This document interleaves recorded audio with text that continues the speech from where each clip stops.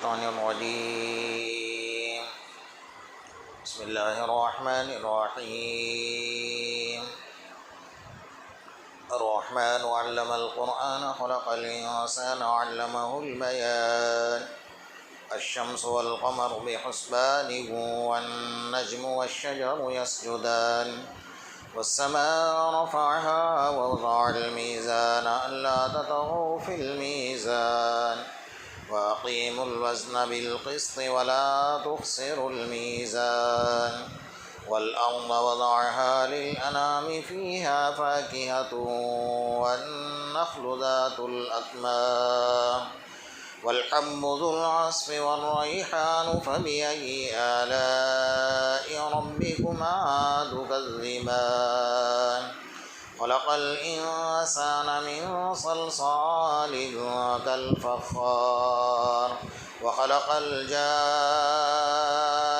من مارج من نار فبأي آلاء ربكما تكذبان رب المشرقين ورب المغربين فبأي آلاء ربكما تكذبان صدق الله المولانا العظيم.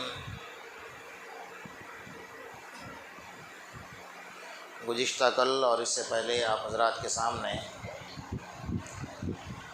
سورہ رحمان کی 17ویں نمبر کی آیت رب المشرقین و رب المغربین کے اوپر گفتگو چل رہی ہے. بہت کچھ ضروری باتیں جو ہمارے لیے تھی وہ عرض کی گئی ہیں. ہمیں اللہ کے قدرت کو پہچاننے کے لیے، اللہ کو جاننے کے لیے، اللہ کو سمجھنے کے لیے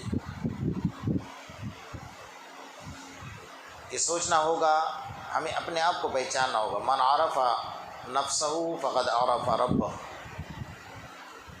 جس نے اپنے آپ کو پہچانا اس نے خدا کو پہچانا. اس کا مطلب یہ ہوا کہ آج تک ہم نے اپنے آپ کو ہی نہیں پہچانا ہے کہ ہم کون ہیں. اور اللہ تبارک و تعالیٰ کی قدرت ہمارے بدن کے اندر کیا کیا کام کر رہی ہے، پیر کے ناخن سے لے کر سر کے بال تک جو اللہ نے اعضاء دیے ہیں، یہ اعضاء کیسے کام کر رہے ہیں اور کتنے امانت کے ساتھ کام کر رہے ہیں.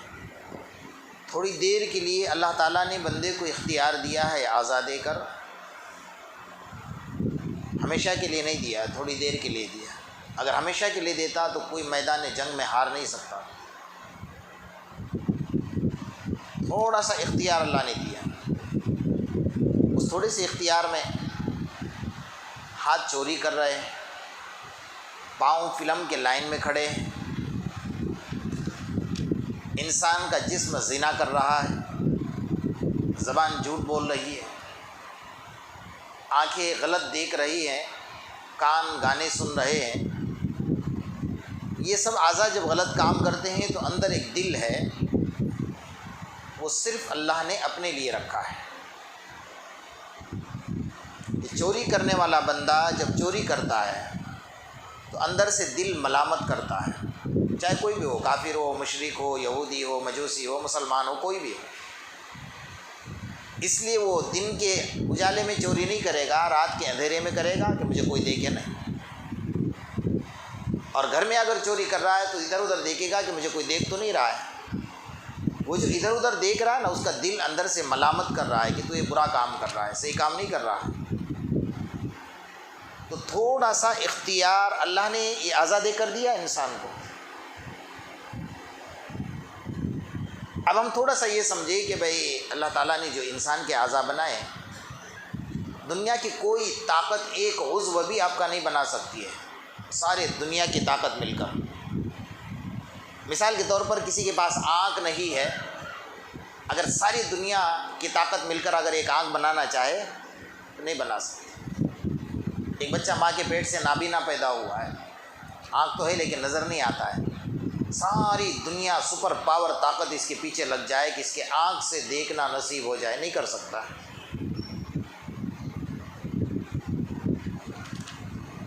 انسان کا دماغ جو اللہ تبارک و تعالیٰ نے بنایا وہ اتنا تیز رفتار ہے، اتنا تیز رفتار ہے کہ مثال کے طور پر جو لوگ حرم شریف گئے ہیں، اللہ جو نہیں گئے اور جو گئے سب کو اللہ بار بار وہاں کی زیارت نصیب فرمائے۔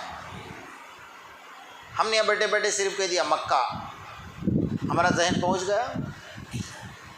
اسی دماغ نے کمپیوٹر بنایا ہے، کمپیوٹر بھی بتائے گا آپ کو، لیکن آپ کو آپشن میں جانا ہوگا، اس کو کھولنا ہوگا، وہ چالو کرنا پڑے گا۔ اچھا کمپیوٹر اگر خراب ہو گیا، اڑ گیا، تو آپ کے ساری چیزیں ختم ہو گئی۔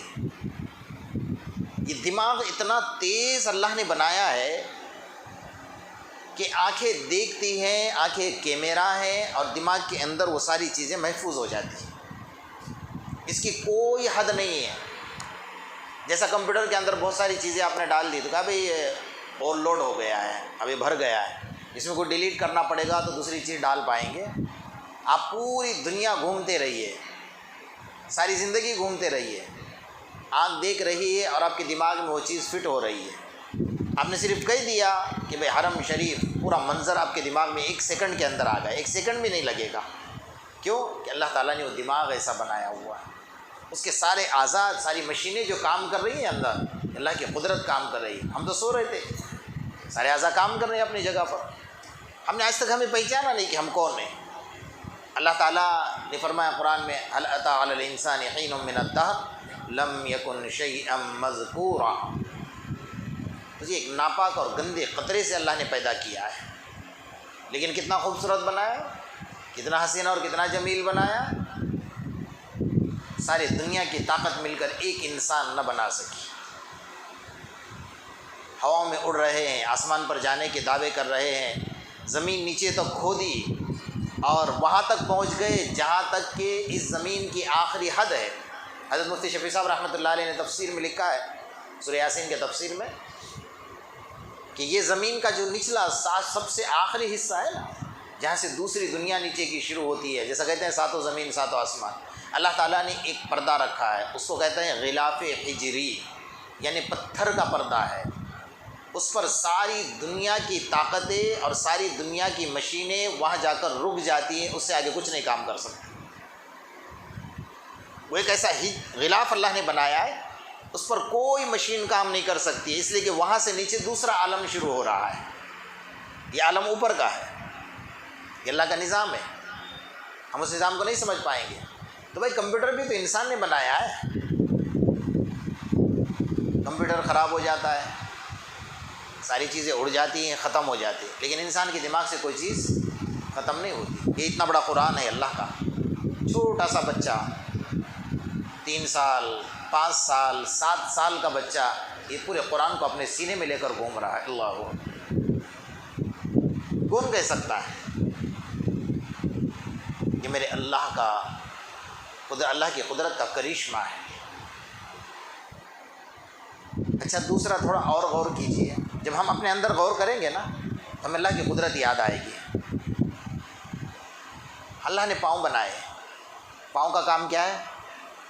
آپ کو جواب دیتے جائیے تو میں پوچھتا جاؤں گا، آسان ہے، چھوٹا بچہ بھی جواب دے۔ پاؤں کا کام کیا ہے؟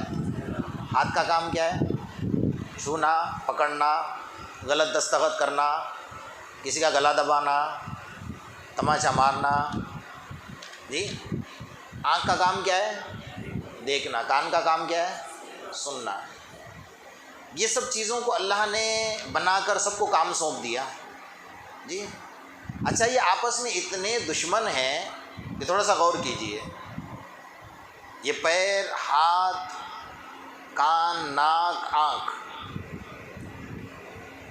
زبان، آپس میں اتنا اختلاف ہے ان کے اندر کہ مثال کے طور پر پاؤں ایکسیڈنٹ ہو گیا، پاؤں ٹوٹ گیا، خدا نخواستہ، اب دواخانے جانا ہے چل کر، پاؤں یہ کہتے ہاتھوں کو کہ بھائی اب جب تک میں اچھا نہیں ہوں گا میرا کام تجھے کرنا ہے۔ ہاتھ چلیں گے؟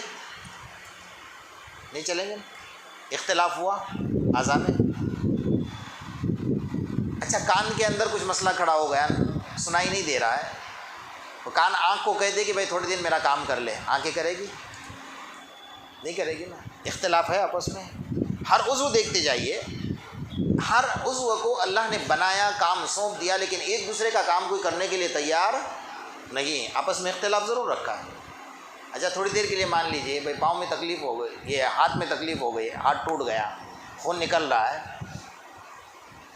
اب زبان بول رہی ہے، وہ جلدی مجھے دواخانے لے کر جاؤ، آنکھ دیکھ رہی ہے، کان سن رہے ہیں کہ لوگ کیا کیا کہہ رہے ہیں، اور پاؤں دوڑ رہے ہیں، اس وقت پاؤں یہ نہیں کہتے کہ بھئی تو ٹوٹا ہے میں کیوں بھاگوں گا، نہیں کہتا ہے نا، دوڑنے لگا پاؤں، دماغ دوڑنے لگا کہ کون سے ڈاکٹر کے پاس جانا ہے، زبان شکایت کرنے لگ گئی، آنکھ رونے لگ گئی۔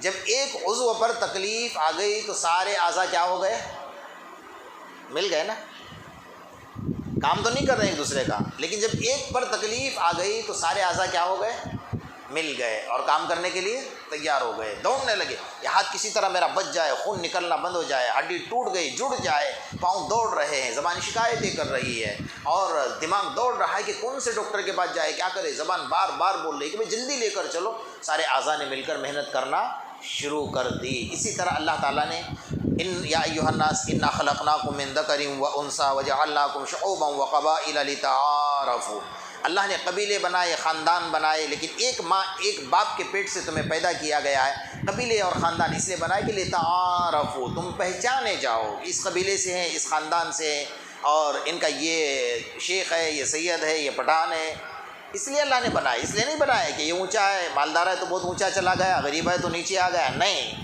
ان اکرمکم عند اللہ اتقاکم، اللہ کے نزدیک سب سے بہتر وہ ہے جس کے پاس تقویٰ ہے، پرہیزگاری ہے، جس کے پاس ایمان کی دولت ہے، جس کے پاس نماز ہے، قرآن کی دولت ہے، اللہ کے پاس اس کا اکرام ہے، اس کی عزت ہے، تو یہ اعضاء اللہ نے بنائے۔ اچھا اب ہم پاؤں سے چلتے ہیں، تھوڑا دیر غور کیجیے، یہ غور کرنے کی باتیں ہیں یہ ساری باتیں غور کرنے کی۔ چپل کتنے بدلے ہوں گے آج تک یاد ہے؟ یاد نہیں ہے نا؟ کبھی کسی ڈاکٹر نے آپ کو کہا کہ بھئی آپ کے پاؤں کی چمڑی بدلنی پڑے گی، بہت پرانی ہو گئی ہے، کیونکہ آپ بچپن میں تھے تو بستر میں تھے، جب آپ کھڑے ہو گئے تو چلتے چلتے آپ کے پاؤں کی چمڑی کیا ہو گئی، اب ختم ہو رہی ہے۔ کبھی سنا آپ نے؟ کبھی کس نے بنائی ہے پاؤں کی چمڑی؟ بولو زور سے، اللہ۔ اللہ نے جو چیز بنائی ہے نا اس کو کوئی بنا نہیں سکتا ہے، ریپیئر ضرور کر سکتا ہے، اس کو سمجھ لے۔ اللہ نے جو چیز بنائی اس کو کوئی بنا نہیں سکتا، اس کو ریپیئر ضرور کر سکتا ہے، بھائی ہڈی ٹوٹ گئی جوڑ سکتا ہے، لیکن ہڈی بنا نہیں سکتا ہے۔ بنا سکتا ہے کوئی ڈاکٹر؟ اگر یہ کہتے کہ بھائی ہڈی ٹوٹ گئی آپ کے ہاتھ کی تو میں دوسری ہڈی لا کر بٹھا دیتا ہوں، کوئی نہیں بنا سکتا ہے۔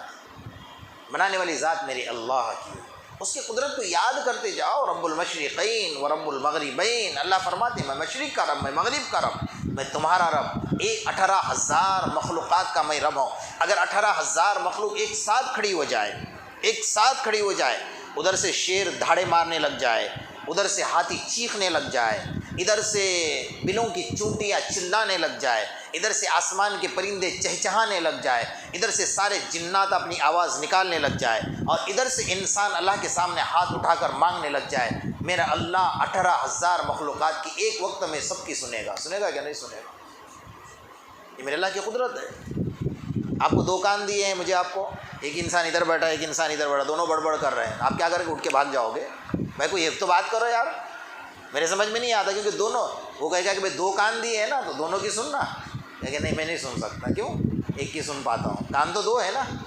ہاں یہ کان کا استعمال بہت اچھا آپ کرتے ہیں ماشاءاللہ، صدقے جاؤں آپ کے، کہ 50 سال کی دوستی ہے آپ کی، کسی نے آپ کا کان بھر دیا کہ بھئی فلاں آدمی نے آپ کے بارے میں یوں بولا ہے، ماشاءاللہ کچے مٹی کی طرح پگھل جاتے ہیں، پگھلتے ہیں نہیں پگھلتے؟ ایک کان کا استعمال آپ ضرور کر لیتے۔ اللہ نے 2 کان دیے ہیں اور بیچ میں دماغ دیا، اتنی تو عقل ہے سب کو، بیچ میں دماغ دیا ہے نہیں دیا اللہ نے؟ کیوں دیا؟ 2 کان ادھر ادھر کیوں رکھے ہیں؟ دیکھیے ناک کے 2 ماسے بنائے لیکن ساتھ میں رکھے ہیں، آنکھ بنائے لیکن دونوں کا اللہ نے ساتھ میں رکھا ہے، کان اللہ نے دور دور رکھے ہیں اور بیچ میں دماغ دیا ہے، کیونکہ یہ تمام سن کر جو ہے تمام معاشرے کو، زندگی کو تباہ اور برباد کرنا، ٹکڑے ٹکڑے کرنا، خاندان کے ٹکڑے کرنا، الگ الگ کرنا، جدائی کرنا، یہ کان بھرنے والوں کی عادت ہے، اور کچے کان والے انسان کے سننے کی عادت ہے۔ ایک بادشاہ تھا، بازار میں کچھ خریدنے گیا تو بہت خوبصورت سا غلام ملا، بچہ تھا، اس نے بہت کم قیمت میں بیچا جا رہا تھا، تو بادشاہ نے کہا کہ اس کو کم قیمت میں کیوں بیچا جا رہا ہے؟ کہا اس لیے کہ اس کے اندر ایک عیب ہے، پہلے کے لوگ عیب بتا کر بیچا کرتے ہیں، ہم لوگ عیب چھپا کر بیچتے ہیں، اس میں اور ہم میں فرق یہی ہے اور کچھ نہیں ہے۔ کپڑا اگر بیچنا ہے تو پھٹا ہوا ہوگا تو اس کو اندر ڈالیں گے کہ نہیں ڈالیں گے؟ سچی ایمانداری سے بول. چلے ہاتھ مت اٹھا، اپنے دل سے پوچھو ہم کرتے ہیں کہ نہیں کرتے یہ کام؟ اللہ کو دھوکہ دے رہے ہیں. تو پہلے کے لوگ بولتے تھے کہ اس کے اندر عیب ہے، تو انہوں نے کہا کہ بھائی یہ بچہ تو بڑا خوبصورت ہے اور آپ کم قیمت میں کیوں بیچ رہے ہیں؟ اس کے اندر ایک عیب ہے. کہا کیا عیب ہے؟ کہا ادھر کی ادھر اور ادھر کی ادھر کرنے کی عادت بہت بری ہے، اور اس کو میں سدھار لوں گا. اتنا خوبصورت اور حسین بچہ ہے. لیکن وہ قول مشہور ہے نا کہ بھائی کتے کی دم کو اگر بند کر کے رکھ دیا جائے کسی سوراخ کے اندر، تو نکالنے کے بعد تو ٹیڑھی رہنے والی، سیدھی تو ہونے والی ہے نہیں نا. وہی ماحول ہے اس کا. کچھ دن گزر گئے، اس بچے کو بڑا پالا پوسا اور ماشاءاللہ نوجوان ہو گیا. تو ایک دن ہاتھ باندھ کر کھڑا ہو گیا، جیسا سارے دنیا کا ٹینشن اس کے دماغ پر سوار ہے. تو بادشاہ کی بیوی نے پوچھا کہ بیٹا کیا ہوا؟ کہا چھوڑو، بات بہت بگڑ گئی. کہا بتاؤ تو سچ کیا ہوا؟ کہا میں نہیں بول سکتا ہوں، میں تو خادم ہوں، نوکر ہوں. ویسے اتنی بڑی بات میں آپ کو کہی، آپ میری ملکہ ہیں، رئیسہ ہیں، آپ میری سیٹانی ہیں، موٹی زبان میں سمجھیے. میں آپ کے سامنے کیسے زبان کھول رہا ہوں؟ بیٹا بتاؤ تو سچ کیا معاملہ ہوا ہے؟ نہیں پانی سر کے اوپر آ گیا ہے. ابھی نیچے بھی نہیں ہے لیکن اس نے کہا کہ سر کے اوپر آ گیا ہے. کبھی بتاؤ تو سچ کیا معاملہ؟ کا معاملہ اصل یہ ہے کہ آپ کی جو شوہر ہے نا، دھیان سے سن لینا اس بات کو، دوسری عورت کے چکر میں اب ہمارے عورتوں کا اللہ نے ماحول ایسا بنایا ہوا ہے، اس کا مزاج ایسا ہے کہ اس کے سامنے ایک مٹی کا پتلا بناؤ، اس کو رکھ دو، کہتی تیری سوکن ہے، جانتی ہے کہ مٹی اس کو توڑ ڈالے گی پہلے، وہ برداشت ہی نہیں کرتی یہ چیز. اس نے نس پکڑ لی. کہا کہ تمہارا جو شوہر ہے نا وہ دوسری عورت کے چکر میں ہے اور کل نکاح بھی ہونے والا ہے. یا اللہ تو ٹینشن میں آ گئی. یہ کیا بات کہا؟ پانی سر کے اوپر آ گیا ہے. گھبرا گئی، یہاں کام کر لیا. کہا گھبرانے کی ضرورت نہیں ہے. دیکھیے شیطان جب انسان سے کچھ کام کروانا چاہتا ہے نا، اس کے دماغ میں کیسے فتنے ڈالتا ہے. کہا میں ایک بات بتاتا ہوں آپ کو. کہا کیا؟ جب آپ کا شوہر گھر پر آئے اور سو جائے، سونے کے بعد چھری لے لینا اور یہ داڑھی کے پاس جو گھوڑی کا حصہ ہوتا ہے نا، دھیان سے سن لینا آپ لوگ، یہ بات آگے کام آئے گی. آپ یہاں سے 3 بال کاٹ کر مجھے دے دینا. میں ان 3 بالوں پر ایسا کام کروں گا کہ آپ کا شوہر جو کل نکاح کرنے والا نا، نکاح بھی ختم ہو جائے گا اور اس عورت سے پیچھا بھی چھوٹ جائے گا. آپ کا شوہر آپ کا بن کر رہے گا. اس سے بڑی دولت مجھے کیا ملے گی؟ ٹھیک ہے، کر لیں گے، کوئی مشکل کام نہیں ہے. یہاں کامیاب ہو گیا، یہاں سے نکلا اور سیدھا پہنچا بادشاہ کے پاس. وہ تخت شہنشاہی پر بیٹھا ہوا تھا. وہاں جا کر چپ چاپ بیچارہ کھڑا ہو گیا. تو بادشاہ نے کہا بیٹا آج یہاں آ گئے؟ کہا کچھ کام تھا ضروری. کہا کیا ہوا؟ جانے دو، بات بہت بگڑ گئی ہے، مسئلہ بڑا ٹیڑھا ہے، بتاؤ تو سچ کیا ہے؟ کہا اکیلے میں بات کرنی ہوگی. تو وہ بیچارہ گھبرا کر اٹھ کر آیا کہ بات کیا ہے. تو اکیلے کمرے میں گیا. کہ بات اتنی بگڑی ہے نا کہ آپ کی عورت کا کسی اجنبی مرد سے ناجائز تعلق ہو چکا ہے، اور آج رات آپ جب سونے جائیں گے نا بستر پہ، چھری لے کر آپ کا گلا کاٹنے کے لیے آنے والے ہیں. وہاں کیا سمجھایا تھا؟ چھری سے کیا کاٹنا تھا؟ داڑھی کے 3 بال. اور یہاں کیا جا کر کہا؟ گلا ہی صاف کرنے آ رہی. اتنی بڑی بات؟ کہاں.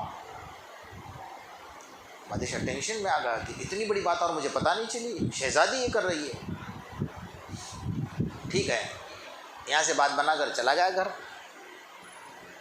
اب بادشاہ جب گھر میں آیا تو نہ گھر میں کچھ بنا ہے کھانا، نہ کچھ معاملہ دکھ رہا ہے. چہرے سے تو لگ رہا ہے کہ کچھ نہ کچھ معاملہ ضرور ہے. عورت نے اپنے شوہر کے چہرے پر نظر ڈالی تو کہا کہ معاملہ کچھ نہ کچھ ہے اس کا بھی، کیونکہ شکل تو بتا رہی ہے. ایک طرف کی بات سنی نا، میں اس پر بات کر رہا ہوں آپ سے. ایک کان کا استعمال کیا، دوسرے کان کا استعمال نہیں کیا. نہ شوہر نے بیوی سے پوچھا کہ یہ معاملہ ہے، میں نے ایسا سنا ہے. نہ بیوی نے اپنے شوہر سے پوچھا یہ معاملہ ہے، میں نے ایسا سنا ہے. نہیں پوچھا. اس نے بھی یقین کر لیا، اس نے بھی یقین کر لیا. اب بیچارہ بستر پر آ گیا سونے کے لیے. کھانا کہاں سے جائے گا؟ آج رات میں تو مرنے والا ہے، مرڈر ہونے والا ہے. کھانا اترے گا گلے میں؟ نہیں اترے گا. تو بستر پر سویا، ادھر سے ادھر الٹ پلٹ ہو رہا ہے. لیکن کہا کہ دیکھ تو لیتے ہیں تھوڑی دیر میں، ذرا نقلی نیند سو کر خراٹے مار کر دیکھتا ہوں. نقلی نیند سو گیا. بیوی چپ چاپ سے اٹھی، کہا سو گیا ہے. گئی اور کچن میں چھری لے کر آئی اور داڑھی کے بال پکڑے. جیسے داڑھی کے بال پکڑے کھڑا ہوا، اس کا ہاتھ پکڑ لیا اور چھری اس کے ہاتھ میں سے لے کر سیدھا اس کو زمین پر سلا کے اس کے گلے پر چھری پھیر گلا کاٹ دیا. دوسرے دن صبح میں ادھر خاندان کھڑا ہو گیا. جان کے بدلے میں جان ہے، ہم بادشاہ کی جان لے گئے، ہماری لڑکی کا قتل ہوا ہے. واقعے کی پوری تحقیقات کی گئی تو معاملہ کچھ بھی نہیں تھا، نہ ادھر شوہر کا کچھ معاملہ تھا نہ ادھر بیوی کا کچھ معاملہ تھا۔ 2 جان گئی، ادھر بادشاہ کے علماء نے تو لکھا ہے کہ 7 جانیں گئی، اس کے اندر 7 جانیں گئی، معاملہ کچھ بھی نہیں تھا۔ میرے دوستو، اللہ نے کان دیے، 2 کان دیے، اس کا غلط فائدہ مت اٹھاؤ، اس کا غلط استعمال مت کرو۔ یہ اعضاء ہے نا، اللہ کی امانت ہے، جب تک اللہ کا حکم ہوگا چلیں گے، جس دن اللہ کا حکم ہوگا ختم ہو جائیں گے۔ آپ نے سنا ہوگا کسی کے بارے میں کہ بھئی ابھی تو انسان جا رہا تھا، تھوڑی دیر کے بعد فون آ گیا کہ لقوے کا اثر ہو گیا، بدن پر فالج پڑ گیا، پیرالائسس ہو گیا، کیا پورا بدن ناکام ہو گیا، ہاتھ اپنی جگہ پر ہیں، پاؤں اپنی جگہ پر ہیں، ٹک ٹک کی نظر سے دیکھ رہا ہے، زبان ہے بول نہیں سکتا، پاؤں ہے چل نہیں سکتا، ہاتھ ہے چھو نہیں سکتا ہے، کھڑا نہیں ہو سکتا ہے۔ کہا کیوں؟ اللہ نے سارے اعضاء کی طاقت کو ختم کر دیا، سلب کر لیا، اس کی امانت ہے، جب لینا چاہے لے لے۔ لیکن اس امانت کا استعمال ہم نے بہت غلط کیا، جیسے مرضی میں آیا کر دیا۔ لیکن آپ کو پتہ نہیں ہے، یوم تشہد علیہم السنتہم وایدیہم وارجلہم بما کانوا یعملون، الیوم نختم علی افواہہم وتکلمنا ایدیہم وتشہد ارجلہم بما کانوا یکسبون۔ تمہارے ہاتھ، تمہارے پاؤں قیامت کے میدان میں سب گواہی دیں گے اللہ کے سامنے۔ الیوم نختم علی افواہہم، اتنا ضرور ہے کہ جو بولنے والی چرچرانے والی زبان ہے اللہ اس پر مہر لگا دے گا، نہیں بول پائے گی۔ پیر بولیں گے، اللہ 3 گھنٹے فلموں کے لائن میں کھڑا رہنا اس کو منظور تھا، لیکن 1 گھنٹہ تراویح کی نماز پڑھنا اس کے لیے بڑا دشوار تھا۔ پیر بولیں گے، گواہی دیں گے قیامت کے میدان میں۔ ہاتھ بولیں گے کہ اللہ ہم سے غلط دستخط کرتا تھا، کسی کا گلا دبوچتا تھا، کسی کے پیسوں کو لوٹتا تھا۔ سارے اعضاء، آنکھ بول رہی ہے، اللہ روڈ پر کھڑے کھڑے سب لڑکیوں کو دیکھ کر زنا کرتا تھا، آنکھوں کا زنا کرتا، یہ زانی تھا، ہم کو ساری زندگی اس نے استعمال کیا، لیکن اس کی قدر کو نہیں جانا۔ آنکھ ہے، آنکھ دیکھ رہی، آپ نہیں مانو گے، آپ کو یقین نہیں آئے گا، کیونکہ اتنی بڑی بات ہے نا، ایک چھوٹا سا آنکھ کے اندر کا جو دیدہ ہے نا، چھوٹا سا دیدہ، پورے آنکھ کی بات نہیں کر رہا ہوں میں، ایک چھوٹا سا دیدہ جو گھومتا ہے ادھر سے ادھر، ادھر سے ادھر، وہ چھوٹے سے دیدے میں اللہ نے کتنے بلب رکھے ہیں پتہ ہے آپ کو؟ 12,000 بلب ہیں۔ کتنے؟ 12,000 بلب اللہ نے یہ چھوٹے سے دیدے میں رکھے ہوئے۔ آپ کہیں گے اتنے سارے؟ ہاں، جب چھوٹی سی تار چلتی ہے اور اس کے اندر ٹیلی فون جوڑا جاتا ہے، آج تو سائنس نے آسان کر دیا سمجھنے کے لیے، ایک چھوٹی سی تار بال جیسے، اس میں ایک لائن جوڑتے ہیں، 1,00,000 لائن چلتی ہے، 1,00,000 لوگ بات کر رہے ہیں، لیکن ایک دوسرے کی بات کسی سے ملتی نہیں ہے۔ جب ایک انسان کے دماغ سے ایک انسان نے چھوٹا سا تار بنایا، اس میں 1,00,000 انسان جب بات کر سکتے ہیں، تو میرے اللہ نے تو جو بنایا ہوا ہے اس کا کوئی مقابلہ ہی نہیں کر سکتا۔ جتنے رنگ آپ کو نظر آ رہے ہیں نا، اللہ نے اتنے بلب اللہ نے بنائے ہوئے، جتنے دنیا میں رنگ اور کلر ہیں اتنے، جس رنگ کو دیکھو گے وہ رنگ ویسا ہی نظر آئے گا۔ وہ آنکھ کے بلب الگ الگ کام کر رہے ہیں اور دماغ اس کو اندر لے رہا ہے اور دل اس کو قبول کر رہا ہے۔ یہی آنکھ ہے جو فتنوں کی جڑ ہے۔ النظر سہم من نظر، فرمایا نظر جو ہے نا ابلیس کے تیروں میں سے ایک تیر ہے، ایسا خطرناک تیر ہے کہ ایسا گناہ بھی کرتا ہے کہ کسی کو پتہ بھی نہیں، روڈ پر کھڑا ہے دیکھ رہا ہے، کوئی عورت ہمارے آنکھ سے بچ کر نہیں جا رہی ہے، کسی کو پتہ چل رہا ہے کہ گناہ کر رہا ہے، اس کو پتہ ہے، اس کے اللہ کو پتہ ہے۔ روڈ پر دوستوں کے ساتھ بات کرتے کرتے کھڑا ہے اور دیکھ رہا ہے، یہ گئی وہ گئی، اس کی طرف اس کی طرف دیکھا، کبھی ادھر دیکھا، کبھی دوستوں سے بات کر رہا ہے، اس کو پتہ ہے، اللہ کو پتہ ہے، کھڑے کھڑے اپنے آنکھوں سے زنا کر رہا ہے۔ قیامت کے میدان میں یہ آنکھ اللہ سے کہے گی کہ اللہ مجھ سے اس نے زنا کیا ہے، اس نے اجنبی عورتوں پر نظریں جمع کر دیکھا ہوا۔ حالانکہ میں نے شاید اس سے پہلے آپ کو بتایا تھا کہ اگر آپ راستے سے جا رہے ہو اور اجنبی عورت پر آپ کی نظر پڑ گئی، اپنے اللہ کو حاضر ناظر سمجھ کر اپنی نظر کو ہٹا لیا، ہٹانے کے بعد میرا اللہ اتنا خوش ہوتا ہے کہ اس وقت میں تو جو دعا کرے گا اللہ تیری دعا کو قبول کر لے گا۔ اتنی بڑی فضیلت تو دی، اور اس سے بڑھ کر کیا؟ اب ڈھونڈنے مت نکلیو بازار میں کہ دعا قبول ہو جائے گی۔ ہاں، ہماری مخلوق ایسی ہے، الٹی چلتی ہے، سیدھی کبھی نہیں چلے گی۔ مولانا نے کہا تھا کہ دیکھ کر نظر ہٹاؤ دعا کرو، وہ دعا قبول ہو جائے گی۔ ہم نکلے ہیں کچھ کام سے، اچانک ایسا ہمارے ساتھ حادثہ پیش آ گیا کہ نظر پڑ گئی، ہم نے فوراً اللہ کو حاضر ناظر سمجھ کر اپنے نظر کو ہٹا لیا۔ میرا اللہ اتنا خوش ہوتا ہے کہ تو جو دعا کرے گا، اللہ کہتا ہے نا مجھے نظر نہیں آ رہا ہے، یہ بندہ مجھے نہیں دیکھ رہا ہے، اس کو میں نظر نہیں آ رہا ہوں، لیکن ڈر رہا ہے، میرے ڈر سے اس نے اپنی نظر کو ہٹایا ہے، فرشتوں یہ جو مانگے گا اس کو دے دو، یہ میرا اللہ اتنا خوش ہوتا ہے۔ میرے دوستوں، ہم اپنے اعضاء کے قدرت کو جانیں۔ اللہ تعالیٰ آج دیکھ رہے ہیں نا کیا حالات ہیں انسانوں کے، سانس لینے کے لیے چھوٹی سی بات، بھئی ناک کے بال ہیں، چلو میں بات نکلی ہے تو آپ کو بتاتا ہوں۔ میرے آقا محمد الرسول اللہ صلی اللہ تعالیٰ علیہ وسلم نے اس ناک کے بال کو انگلی سے پکڑ کر کھینچنے کے لیے منع فرمایا تھا۔ سائنس نے اندر تک ڈوب گئی اور کہا کہ بھئی آقا نے کیوں منع کیا، ہم تحقیق کرتے ہیں اس کی۔ کیونکہ یہ سانس اندر جو بال اللہ نے ناک میں رکھے ہیں نا، جب آکسیجن کا مسئلہ چل رہا ہے نا، یہ سارا آکسیجن کا مسئلہ اللہ نے اس میں رکھا ہوا ہے۔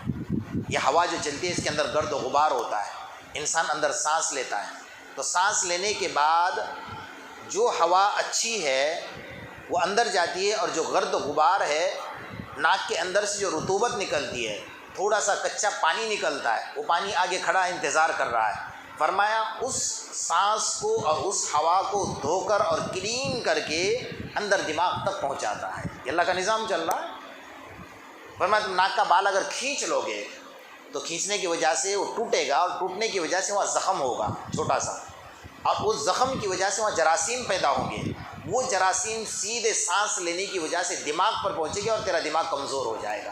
یہ میرے آقا محمد الرسول اللہ صلی اللہ علیہ وسلم نے اس وقت بتایا ہوا ہے، آج لوگ بتا رہے ہیں تحقیق کر کے۔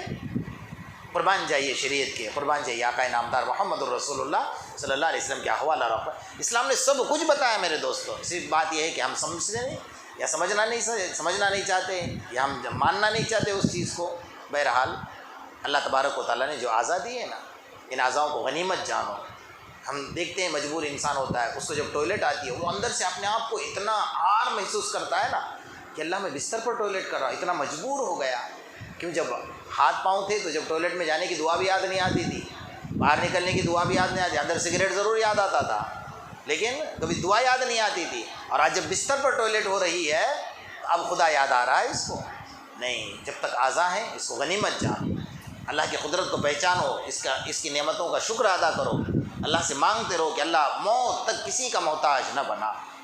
ورنہ آج اولاد ایسی ہے کہ اگر باپ بیمار پڑ گیا، بستر پر پڑا ہے نا، باپ نے کہا نا کہ بیٹا پانی دے دے، وہ دے تو دے گا پانی، لیکن اندر سے کہا کہ باپ یار جلدی مر جائے تو اچھا ہے میرے لیے۔